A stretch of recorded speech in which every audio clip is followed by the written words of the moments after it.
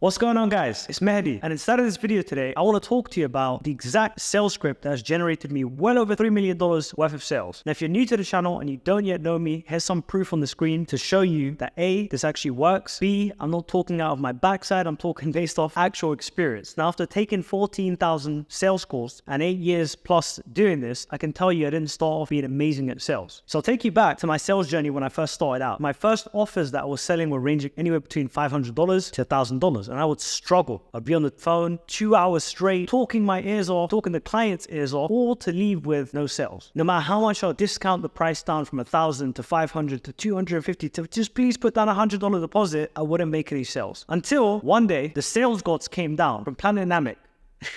I'm joking.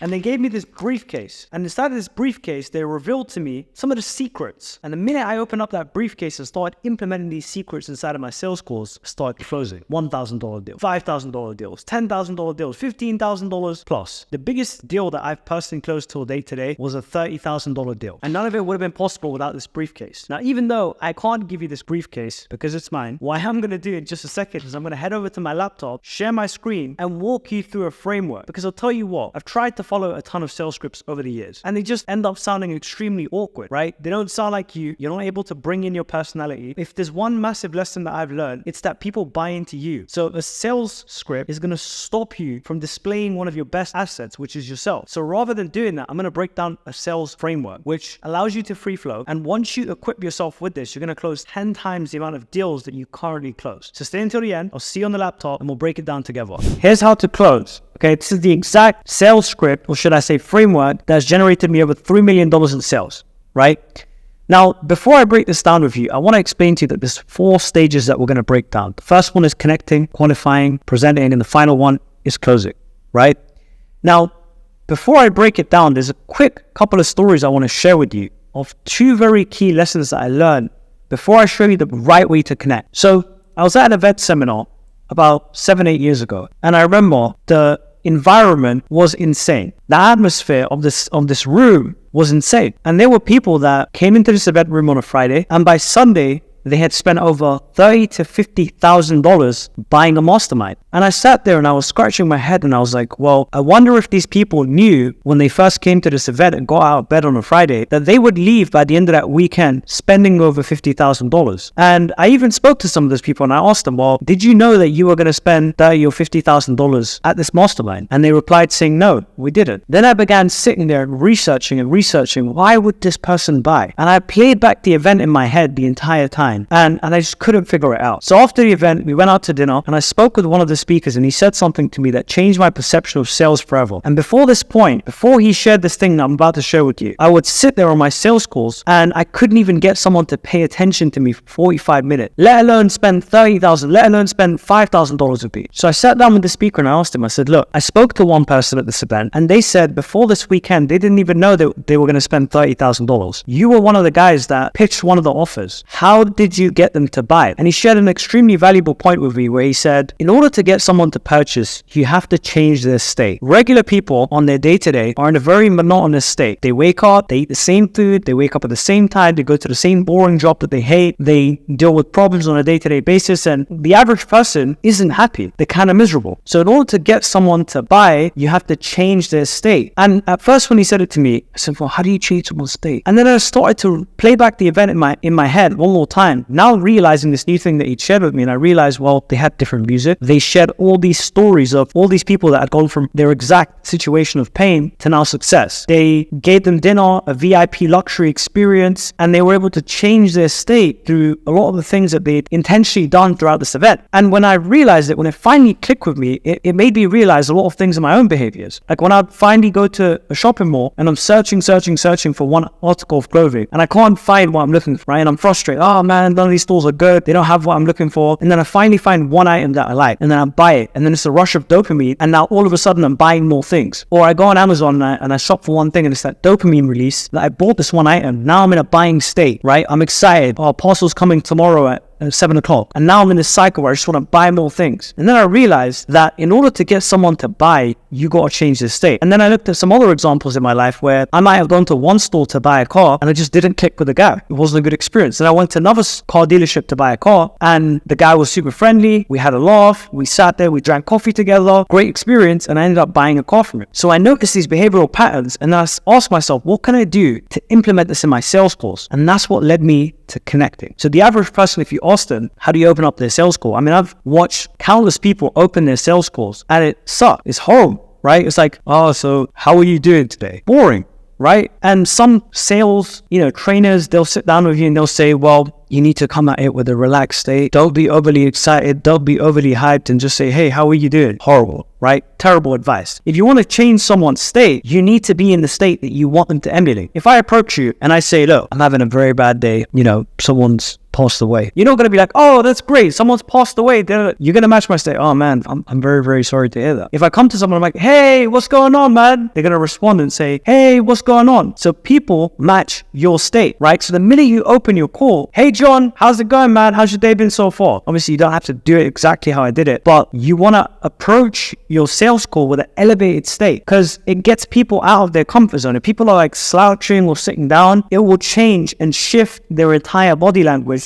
just based on how your tonality is at the beginning of your sales call. So it's very important. Once you've established that, you want to be sharp as a tack. Don't stutter, don't stammer. I'm very particular with this sort of stuff, right? If I want to say something and I don't know what I'm going to say next, rather than saying, I'll pause. It's a lot more powerful. I can pace my speech, just like how I'm doing right now. So you want to be sharp as a tack and then show people that you're a force to be reckoned with. So, hey, John, based on the previous conversation that we've had over text, based on the application that you filled, here's what I want to do for you today. So you take ultimate positioning and authority at the beginning of the call to show whoever your prospect is that I already have a plan. I've come prepared to this call today with something that's going to massively impact and benefit you, and show that you actually care, right? If you ask someone how their day is, don't say, oh man, that's great. Hey, what did you get up to today? I forget where it was. Maybe it was a book I read or a podcast that I watched. When you respond, let's say someone said, I went to the cinema. You could respond and say, oh, I love the cinema. Horrible response. But how do you build a deeper sense of connection with someone through your responses in the connecting phase? You could respond with something like, oh man, I love the cinema. When I was growing up,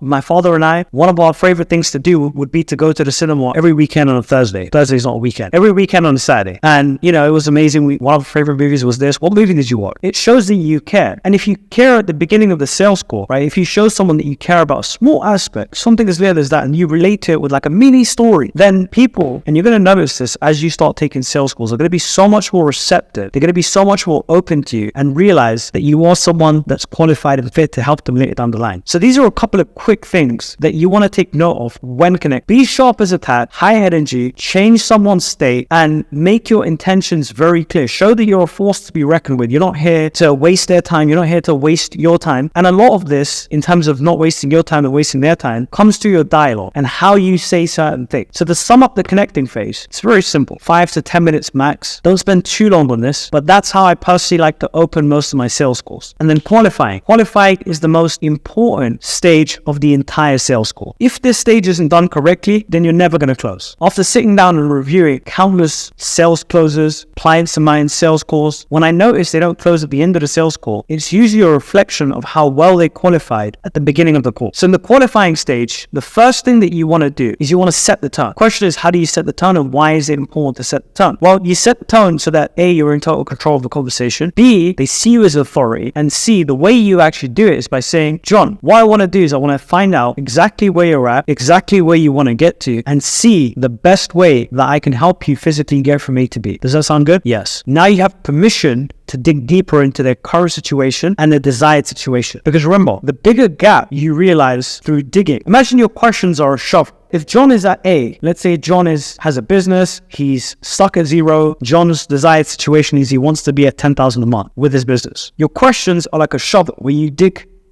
dig, and you deepen the gap to see how far the gap actually goes between his current situation and desired situation. So John, by the end of the call, realizes, wow, I'm at where I'm at. I know where I want to get to, but there's this massive crater in the middle of where I need to go. And all your solution is the bridge that's going to help him bridge the gap between A and B, the current situation and the desired situation. So what I like to do is I like to ask qualifying questions based on John's previous experience. So I know earlier I said when I look at most people's sales calls and they don't close at the end, it's because they did a terrible job in qualifying. I'll give you an example of that right now and why it's so important. So let's say at the beginning of the sales call, John says, hey man, I like everything you're offering, but I've been burnt on programs like this before. So, I'm going to have to pass this up, or I'm going to have to think about it. That's your problem, because what you should have done is in the qualifying phase, let's say John said he had a goal of making $10,000 a month.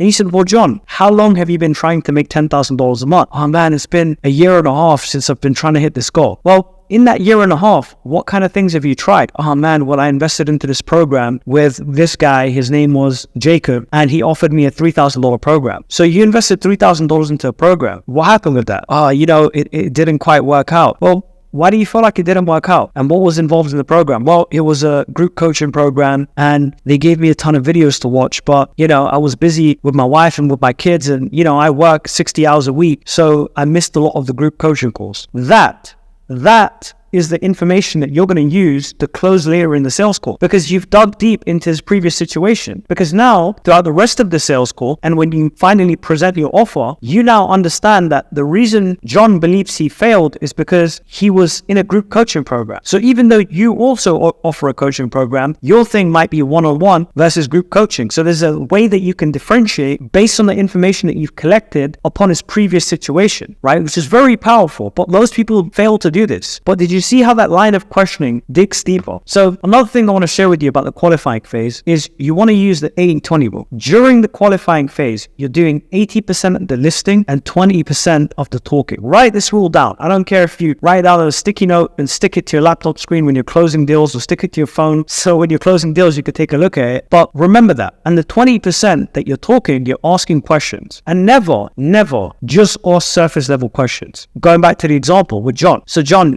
you've invested $3,000 into a program. What kind of program was it? How many other members were in that program? How long did you go through that program for? How did you feel when you spent the money and you didn't make anything back? What did your wife think of it? So you dig deeper and you collect all this information because it's necessary in doing two things. Number one, helping you understand how you can differentiate your offer from John's previous experiences. It's very crucial. And B, or number two, is making John realize that I failed before several times and I need to fix this. Gives them the urgency. Because if I sit there and I ask you, well, look, with your credit card, how many times have you defaulted in payments in the past? And you're like, oh man, 3 times. And how did that affect your credit score? Oh man, my credit score tanked. And was there ever a time where when your credit score dropped, you tried to apply for financing for a car, for a home, and it affected you? Yeah, man, it screwed me over entirely. Do you see how that works? I've now dug deep. I've asked you questions related to that. And if you now feel a sense of urgency to now fix your credit, whether I offer you a credit service or not, just by asking that line of questioning, it's going to make you realize that you need to now fix your credit or take it very seriously. So now that you've got previous questions out the way, you want to ask about the current situation. So John, where are you at right now? Well,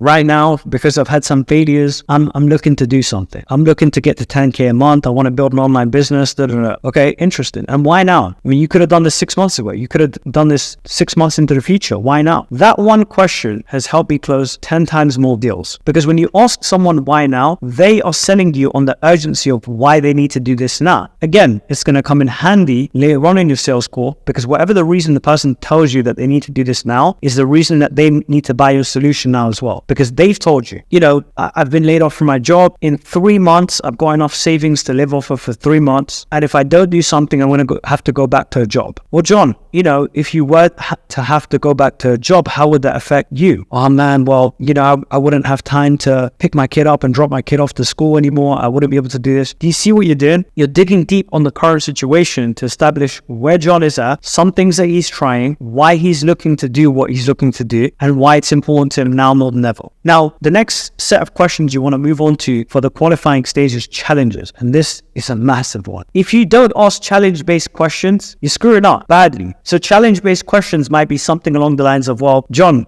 you've been at trying to make $10,000 for a year and a half. What kind of challenges would you say that you're facing right now? Well, I've tried to build websites. I've tried to do this business opportunity. I've tried to do this and none of it's worked out. And let me give you a bonus tip. During the qualifying phase, don't just interrogate. A massive mistake I see so many different entrepreneurs making is they start interrogating. Oh, but why do you want to do this? And then repeat back, have a normal conversation. So if John tells you that his biggest problem is he's directionless, he's lost, he's tried different things and he has no clarity. So John, based on everything you're saying, it sounds to me like you don't have any clarity, you don't have a good step-by-step plan, and you feel a bit directionless. Is that right? Just by repeating back what John has said to you, he now understands that you're listening. More importantly, he gets an opportunity to organize his thoughts and see what his biggest problems are. Because remember, the whole point of a sale is to uncover someone's problem, help them understand why that problem is occurring, what a solution looks like, and offer to solve that problem in exchange for money. That's all a sale is. So helping someone organize their thoughts by repeating it back to them is going to give you an opportunity to think of what you want to say next, but it's also going to give you an opportunity to help John understand what his biggest problems are and why he needs to solve them. So challenge-based questions. How long have your challenges been going on? So implications. This is moving on to the implications for challenges. How long have your challenges been going on? What have you tried to do to fix your problem? Why hasn't that worked? Who do you turn to when you're not able to overcome one of your challenges? Do you just sit there and try to figure out alone? Do you have someone that can help you? What happens in the next 6 months if you don't fix these problems? So now you want to get into future-based questions. Once you've established this, you now have clarity on where his current problem is. And again, moving into this, the worst thing that you can do, and I learned this early on in my sales career, right, in my business career from Grant Cardone, is he says, don't try and solve someone's problem. Because if you try and solve someone's problem, like, oh, you should be doing this, you should be doing that earlier in the sales call, it's going to defeat the purpose, because you want your ideal prospect to experience that pain, realize that they're in deep shit unless they fix this problem. At the end of the day, you want to ask implication-based questions on their challenges. Why is this happening? How long has this been going on for? What happens if you don't solve this problem? And again, it just allows John to admit to you why he needs to solve this problem more than ever. This is why I say qualifying is one of the most important stages, because if you articulate your correct questions correctly, then you don't have to do much selling. The person is already sold on your offer before you even present it, because they've realized, okay, well, I've been doing this for 6 months.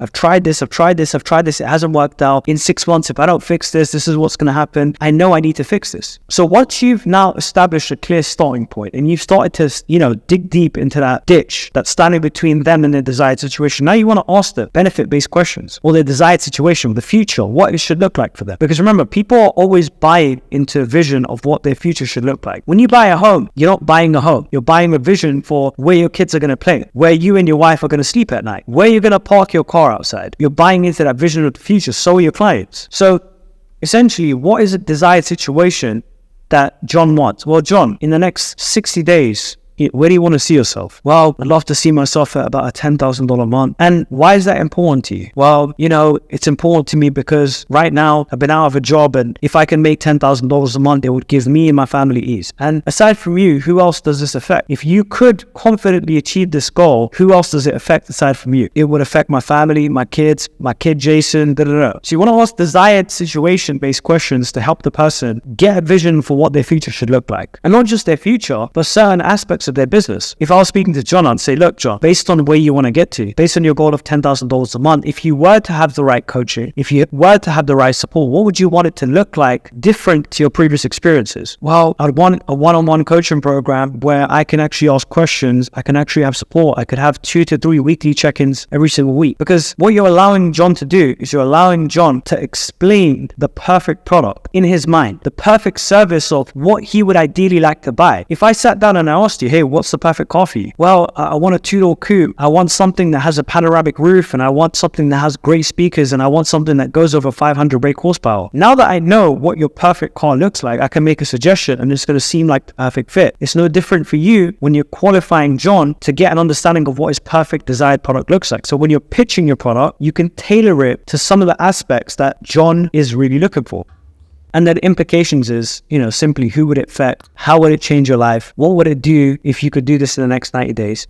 And the final point for qualifying is dig deep. Like I said, don't ask surface level questions. really take the time to dig deep and figure out, now that he's told me this, what else can I ask him? If I've just asked him, okay, well, how much do you want to make a month? Don't just ask him how much does he want to make a month. Ask him why that figure is so important to him. What happens if he doesn't make that figure? So there's surface level questions and then there's deeper questions. Most people that ask surface level questions, they're just salespeople. They're never going to close. But closers that make a lot of money ask the deeper questions. And you could do that by just digging deep on the same point. When you move on to, when you've successfully qualified, meaning you've kind of just ticked all these boxes. I'm going to give you a little extra tip. When I was first starting out with closing, I had no idea how to do this. So I'd write down, if you want this as a template, by the end of this video, just message me on Instagram and I'll send this template over to you. Or in fact, I'm going to put it in the description below. I would sit there and I would have this and I'll tick it off as I've done each one to tell myself mentally, okay, I've ticked these boxes, meaning I know I'm following a good framework. I'm doing everything I'm supposed to be doing to ensure that if this deal is closable, I will close.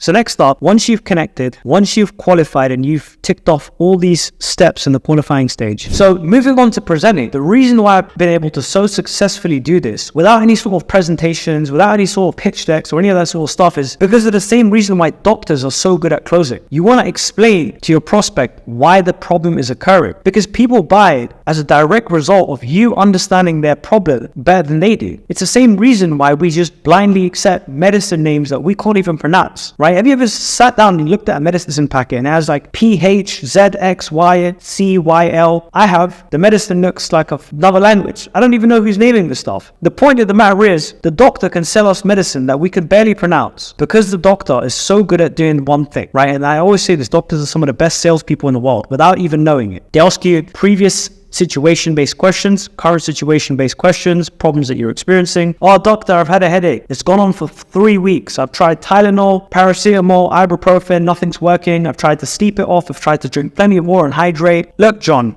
there's 3 reasons why you're experiencing this headache. Number 1, if Tylenol and paracetamol isn't working, you have X condition. Now, X condition occurs when there's a nerve in your brain. I don't know much about this, disease. I'm just making one up. X situation occurs because there's a nerve that's damaged in your head, right? And when a nerve is damaged in your head, it makes paracetamol, it makes Tylenol ineffective. The second reason why you're not able to sleep this off is because it's nerve damage. So it's going to persist unless you have a treatment that looks like X.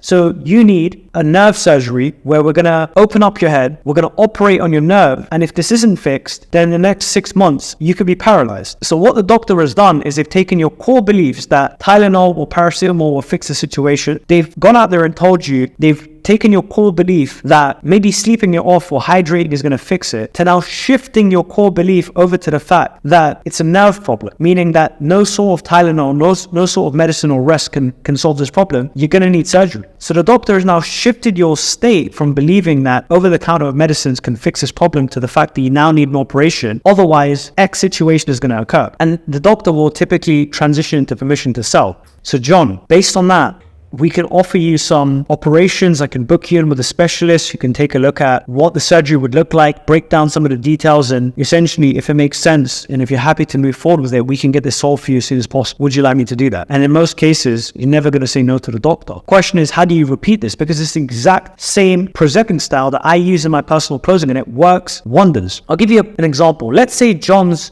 3 core beliefs throughout the sales call, throughout the qualifying phase. We've established that he wants to make 10K a month. He's failed countless times. So his belief is he's worried about reinvesting, right? So worried about reinvesting. And another core belief that he has is he can figure this out himself, okay? Now, if I'm going to sell John on a one-on-one coaching offer where I want to help him get to 10K a month, but he still believes that he's worried about reinvesting, he's never going to buy. If he believes that he can figure it out himself, again, he's never going to buy, right? So the question is, how do we break his old beliefs and instill him with new ones? The best thing that I can share with you is analogies. So I'd say something like this. in the presenting phase? Well, John, look, based on everything you've shared with me so far about where you're at, where you want to get to 10K a month. Clearly, you've had some bad experiences in the past. So you might, as you'd be hesitant to reinvest. There's two ways that you could look at this, John, and you can let me know which one makes more sense. The first way is, let's say you were riding a bike as a kid and you fell over, you grazed your knee and it hurt. And for a day or two, it didn't make you want to ride your bike again. Do you A, use that as an opportunity to completely write off riding your bike? Or B, do you say, maybe I did something wrong as to why I had a bad experience, and do you fix it and change it so you can acquire that skill? He says, no, when I fix it and I change it. Exactly. Working with people is no different. You might have had a bad experience one time. I'm sure there's people that you've met in your life that you've had a bad experience with. Does that mean all people are bad? Of course not. It means that you've just had one bad encounter. Should that stop you from interacting with more people? Of course not. So you're using analogies that already make sense in John's head, and you're relating it to why maybe reinvesting into yourself isn't so much of a bad thing. Another great thing that works here is storytelling. Hey John, I'll tell you what, you're not alone. When I first started out my business journey, I worked with this guy,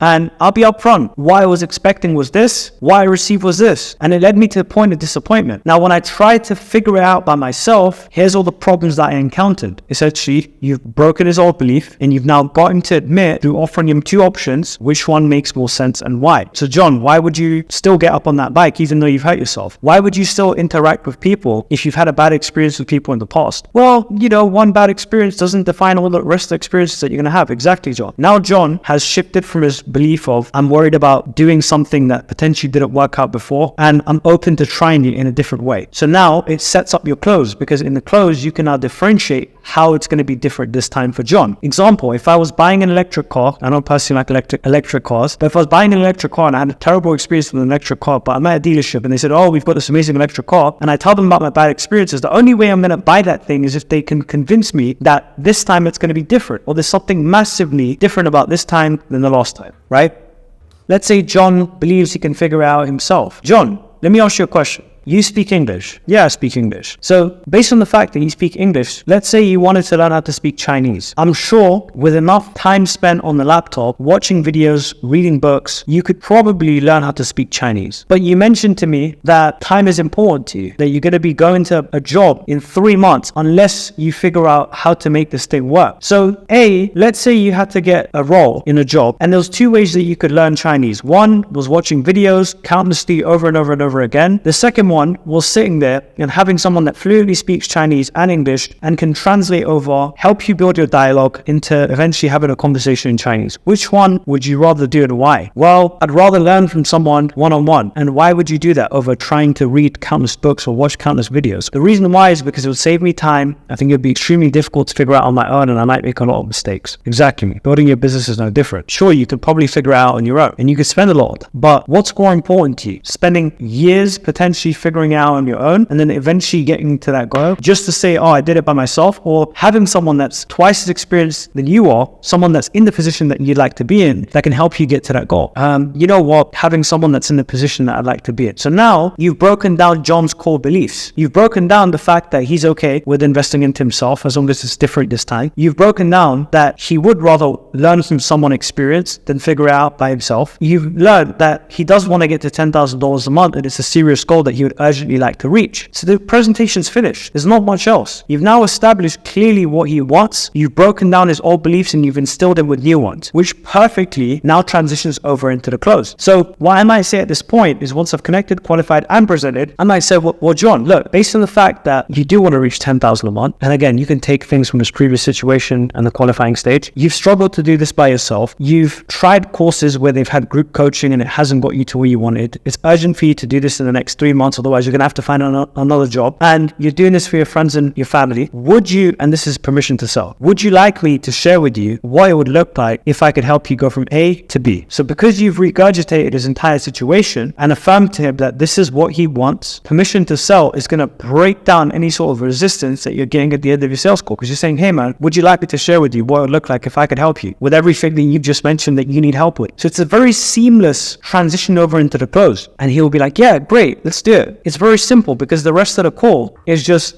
how to close. So at this stage, You want to break down your offer. Again, one of the biggest mistakes that I see most people make. There's actually a good friend of mine who has a massive following. He makes a lot of money, and I actually ended up spending about $7,000 with him on a coaching program. Now, when he pitched the program to me, he had about 60 slides, and they were very boring to sit through. And the funny thing is, I gave him an objection at the end of the sales call, not based on the fact that I didn't want to do it, but I was just very overwhelmed by this point. So his sales pitch was, we're going to include this, we're going to include this, we're going to include this for like 50 slides. And I was like, all right, man, well, look, I'm going to need to think it over, because I didn't remember half the shit he said. Funny enough, after the conversation, I actually told him, I was like, bro, your slides are way too long, right? Your presentation's ridiculous. So I want to teach you how to avoid making that mistake, because you don't want to overwhelm people at this stage. Sales calls are 45 minutes to 60 minutes long. You guys have gone over several different topics. The biggest thing that you could do at this point is clarify for that person. Make it as easy for them and as simplistic for them as possible to make a decision. The way you do it is the why, not the what. Okay, give you an example. So John, if we were to work together today, we're going to be working together across the next 3 months one-on-one, because you mentioned you don't like group coaching. You're busy with your kids between X and Y time of the day, and you prefer having that one-on-one hands-on support. So you break down the feature. So we're going to do one-on-one, John, so that essentially we can help you avoid missing out on sessions just like you did with group coaching. Benefit, so you can also get all of your burning questions answered and not get stuck. So feature, what it's going to do for you, why it's going to work for you, and problem avoid it. And you do this with your entire program until it's listed out. Now, John, based on the fact that you want to get there in 3 months, we're going to make it a 3-month tailored one-on-one program for you. More importantly, we're going to do X for you so that you can achieve this and avoid this problem. Does that make sense? And I always like to take a pause and ask the person, does this make sense? So they can internalize it and stop me if they have any questions at the moment that I'm explaining the thing. Now, once you've broken all of that down, we just break down your price. So John, based on everything we've broken down, how do you feel like this would allow you to get to X goal that you've mentioned? Well, I like the one-on-one, I like this, and I believe this is how it's going to help me. And that's a massive closing question that I like to include. So once I've broken down everything, then I like to break down the price. So John, look, based on everything that we've included for the 3 months, and I like to quickly summarize it, for the one-on-one, we're going to do X, Y, and Z. Everything all inclusive is going to come down to a price of only $5,000. Is there any questions that you have based on pricing or anything else? And John might say, the reason I like to ask this question is because most closers say, are you ready to do this? What's your credit card details? And it puts someone on the defense. Asking someone, look, is there any questions that you have about pricing or anything else before we move forwards? Is it assuming the close, number one? Number two, allowing the person to shift their attention from, hey, are you ready to move forwards, and that pressure, to now, well, is there any questions that I have before I move forwards? Yeah, I do. How long will the sessions be? Or how long will this be? And then essentially the person will move on to buying questions, which is, okay, well, how long will the sessions be? Can I do that in payment? Can I do this way? Can I do that? Do you accept this card? And then essentially the deal's closed. So you've now taken it from connecting, qualifying, presenting, and closing to sealing the deal. And once you follow this framework, I can almost guarantee you that you're going to 10x the number of sales that you currently generate right now. This exact framework that I've taught tons of my clients. And I'll give you an example. One of my clients, and you'll see this in the description below, Justice, he went from selling $400 offers to now $10,000 offers. And the same framework that's allowed him to go from $400 offers to $10,000 plus clients is the one I'm breaking down with you right now. So if you're someone that's already inside of my coaching program, then you have access to the entire script, some of the sales call recordings that we have as well. But if you're not, then one of the things that I want to share with you as well is the objection handling stuff. I've got tons of other YouTube videos linked where you can check out the objection handling stuff for specific objections. But one tip I want to leave you with to kind of conclude this is how to handle objections and how not to. When it comes to handling objections, never take an objection at face value. Read between the lines. I'll give you a perfect example. And again, I have a full video on this if you want to check it out. When someone tells you now's not the right time, they don't necessarily mean now's not the right time. They might have an ulterior reason as to why they don't necessarily want to move forwards. I'll give you an example. Hey John, I agree. Now might not be the right time. Why do you feel that way? Well, the money situation,